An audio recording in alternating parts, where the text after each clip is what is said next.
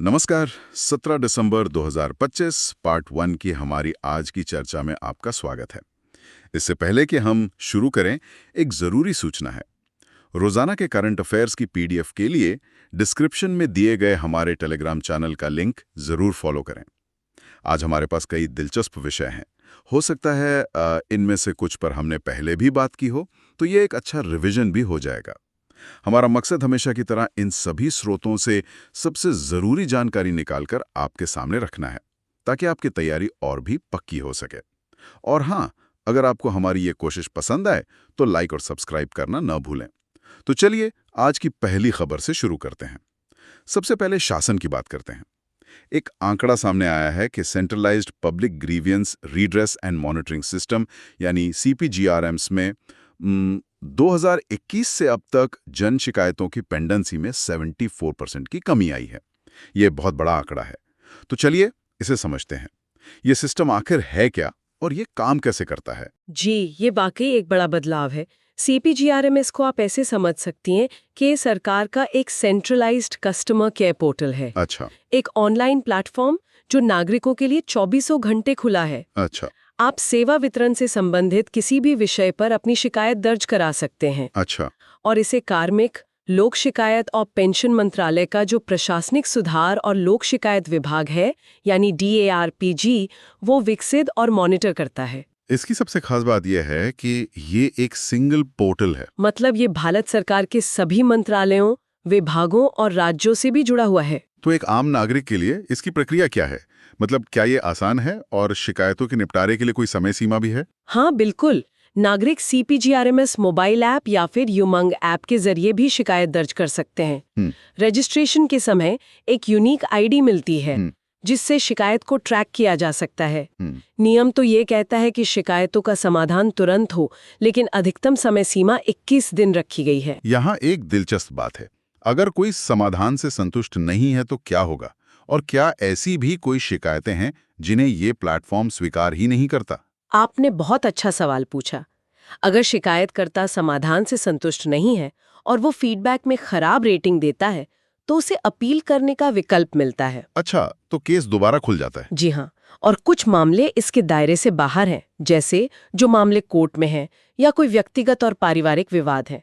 RTI से जुड़े मामले, धार्मिक मामले और ऐसे मामले जो देश की अखंडता को प्रभावित करते हों, वो भी इसमें शामिल नहीं है। समझ गया। चलिए अब स्वास्थ्य क्षेत्र की ओर बढ़ते हैं। एक हालिया अध्ययन में पाया गया है कि लगभग 5 में से 1 गर्भवती महिला को गर्भकालीन मधुमेह यानी GDM प्रभावित करता है। ये बहुत बड़ी संख्या है। तो ये GDM वास्तव में है क्या? GDM यानी जेस्टेशनल डायबिटीज मेलाइटिस, ये गर्भावस्था के दौरान पहली बार पता चलने वाली ग्लूकोज असहिष्णुता है। इसका निदान आमतौर पर गर्भावस्था के 24 से 28 सप्ताह के बीच किया जाता है। और इसका मुख्य कारण क्या है? इसका मुख्य कारण है प्लेसेंटा से निकलने वाले हार्मोन। ये हार्मोन शरीर की इंसुलिन बनाने या उपयोग करने की क्षमता को रोकते हैं। इसे कॉन्ट्रा इंसुलिन इफेक्ट भी कहा जाता है। इसके क्या लक्षण हैं और किन्हें इसका खतरा ज्यादा होता है? ज्यादातर मामलों में तो इसके कोई खास लक्षण नहीं होते, इसीलिए ये पकड़ में भी नहीं आता। लेकिन कुछ मामलों में बहुत ज्यादा प्यास लगना, बार बार पेशाब आना या थकान जैसे लक्षण दिख सकते हैं। और इसके जोखिम कारकों में अधिक वजन होना, 45 वर्ष से अधिक आयु, परिवार में मधुमेह का इतिहास या फिर PCOS जैसी समस्याएं शामिल हैं। पर अच्छी बात यह है कि इसे जीवन शैली में बदलाव और दवाओं से नियंत्रित किया जा सकता है। चलिए अब पर्यावरण से जुड़ी ये खबर पर आते हैं। प्रवासी पक्षियों ने वेलोड पक्षी अभयारण्य में आना शुरू कर दिया है। यह अभयारण्य कहाँ स्थित है और इसकी क्या खासियत है? ये तमिलनाडु की ईरोड में स्थित है। ये पेरियाकुलम झील के आसपास बना है और 2022 से ये एक संरक्षित रामसर स्थल भी है। अच्छा, रामसर साइट। तो इसका मतलब इसका अंतर्राष्ट्रीय महत्व है। बिल्कुल, ये मध्य एशियाई फ्लाईवे का एक बहुत महत्वपूर्ण हिस्सा है, जो प्रवासी पक्षियों के लिए एक प्रमुख रास्ता है। यहाँ के पानी का मुख्य स्रोत लोअर भवानी प्रोजेक्ट नहर का रिसाव और बारिश का पानी है। यहाँ कौन कौन से प्रमुख पक्षी और वनस्पतियां पाई जाती हैं? यहाँ आने वाले प्रवासी पक्षियों में northern pintail, northern shoveler, blue tailed bee eater और वुड सैंड पाइपर जैसे पक्षी शामिल हैं। यह स्थानीय और प्रवासी दोनों तरह के पक्षियों के लिए एक प्रजनन स्थल का काम करता है और यहाँ केराटिया पेडाटा और टेफ्रोसिया पुरपुरिया जैसी महत्वपूर्ण वनस्पतियां भी पाई जाती हैं। ठीक है, अब विज्ञान और प्रौद्योगिकी की बात करते हैं। एक नई स्टडी ने आर्टेमिसिनिन के प्रति बढ़ते प्रतिरोध को लेकर चिंता जताई है। ये मलेरिया की एक प्रमुख दवा है। चलिए इसे समझते हैं। ये आर्टेमिसिनिन आखिर है क्या? आर्टेमिसिनिन एक मलेरिया रोधी दवा है। इसे स्वीट वर्मवुड नाम के पौधे से निकाला जाता है। 1970 के दशक में इसकी खोज मलेरिया के इलाज में एक बहुत बड़ी सफलता थी। खासकर तब जब पुरानी दवाएं काम नहीं कर रही थी। जी, जैसे क्लोरोक्वीन। ये दवा प्लाज्मोडियम जीनस के सभी मलेरिया पैदा करने वाले परजीवियों के खिलाफ प्रभावी है। ये दवा काम कैसे करती है और ये प्रतिरोध की चिंता क्यों बढ़ रही है? ये मुख्य रूप से रक्त चरण के दौरान मलेरिया परजीवी को निशाना बनाती है और लाल रक्त कोशिकाओं में उसकी संख्या बढ़ने की क्षमता को बाधित करती है। ये शरीर में ज्यादा देर तक नहीं रहती, इसलिए इसे आमतौर पर एक और दवा के साथ कॉम्बिनेशन थेरेपी के रूप में दिया जाता है। ACTS है ना? जी, artemisinin based combination therapies. WHO भी इसी की सिफारिश करता है। इसका एक डेरिवेटिव है आर्टेसुनेट, जो गंभीर मलेरिया के लिए बहुत प्रभावी है क्योंकि इसे सीधे नसों में दिया जा सकता है। चिंता इसलिए है क्योंकि अफ्रीका के कुछ हिस्सों में प्रतिरोध के मार्कर्स धीरे धीरे बढ़ रहे हैं। ये वाकई चिंता की बात है। अब बात संस्कृति और अंतर्राष्ट्रीय संबंधों की करते हैं। हाल ही में भारतीय पुरातत्व सर्वेक्षण मतलब ASI ने प्रोजेक्ट मौसम पर एक राष्ट्रीय कार्यशाला का आयोजन किया। ये प्रोजेक्ट क्या है? ये भारत सरकार की एक सांस्कृतिक कूटनीति पहल है। इसे 2014 में संस्कृति मंत्रालय द्वारा शुरू किया गया था।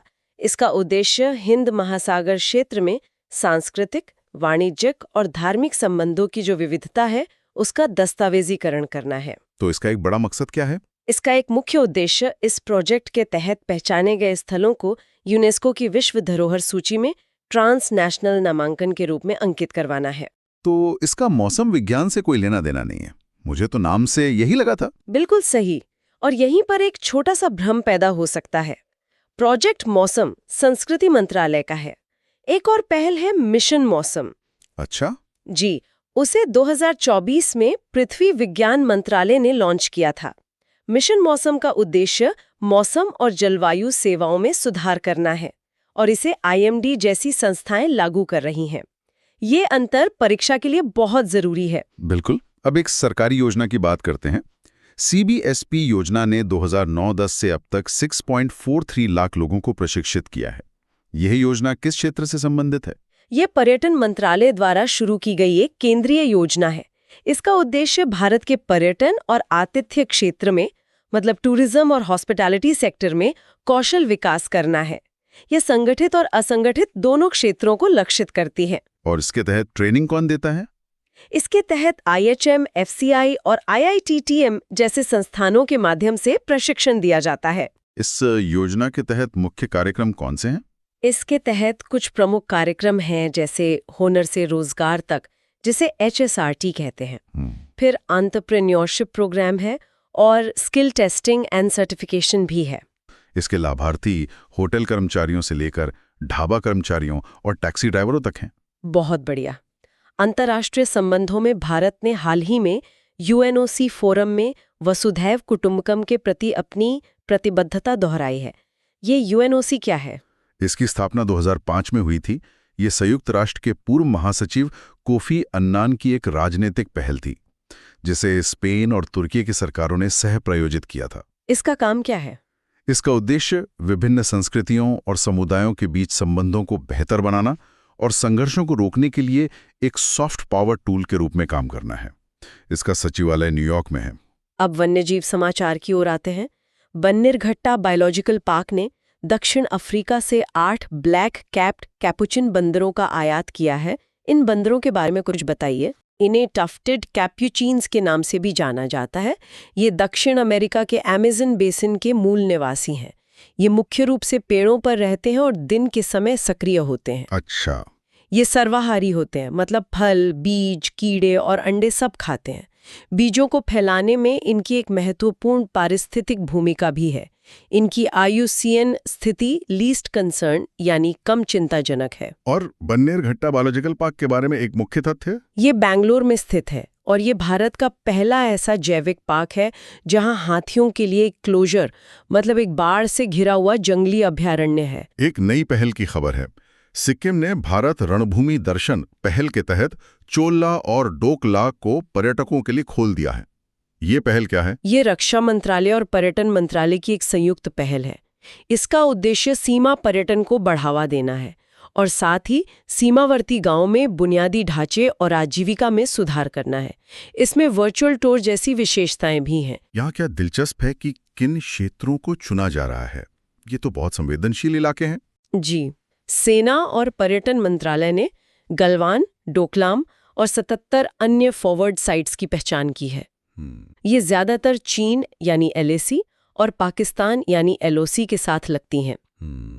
इन ऐतिहासिक रूप से महत्वपूर्ण स्थानों को पर्यटकों के लिए खोलने का उद्देश्य सशस्त्र बलों की वीरता के बारे में जागरूकता बढ़ाना है। और अंत में एक रक्षा अभ्यास की बात। भारतीय नौसेना के उप प्रमुख ने मालदीव में अभ्यास एकथा 2025 के समापन समारोह में भाग लिया। यह अभ्यास क्या है? अभ्यास एकथा भारतीय नौसेना और मालदीव राष्ट्रीय रक्षा बल के बीच एक वार्षिक द्विपक्षीय समुद्री अभ्यास है। यह 2017 में शुरू हुआ था और 2025 में इसका 8वां संस्करण आयोजित किया गया। इसका उद्देश्य दोनों नौसेनाओं के बीच समुद्री सहयोग और इंटरऑपरेबिलिटी को बढ़ाना है। तो आज हमने कई विषयों को समझा, शासन में CPGRM जैसी सुधारों से लेकर स्वास्थ्य में GDM पर जागरूकता तक। हमने पर्यावरण में वेलोड अभयारण्य का महत्व और विज्ञान में आर्टिमिसिनिन प्रतिरोध की चुनौती को भी देखा। साथ ही हमने प्रोजेक्ट मौसम जैसी सांस्कृतिक कूटनीति, CBSP जैसी कौशल विकास योजनाओं और भारत रणभूमि दर्शन जैसी नई पहलों पर भी नजर डाली। एक सवाल जो यहाँ उठता है, जिस तरह भारत रणभूमि दर्शन जैसी पहलें सीमावर्ती क्षेत्रों को पर्यटन के लिए खोल रही हैं, क्या ये राष्ट्रवाद, आर्थिक विकास और संवेदनशील सीमा सुरक्षा के बीच एक नया संतुलन बनाने की कोशिश है? इस संतुलन को बनाए रखने में क्या चुनौतियां आ सकती हैं, इस पर विचार करना दिलचस्प होगा। बिल्कुल। आज की चर्चा में शामिल होने के लिए धन्यवाद। कृपया लाइक और सब्सक्राइब करें और टेलीग्राम चैनल को फॉलो करना ना भूलें। कल फिर मिलेंगे पार्ट 2 के साथ। नमस्कार।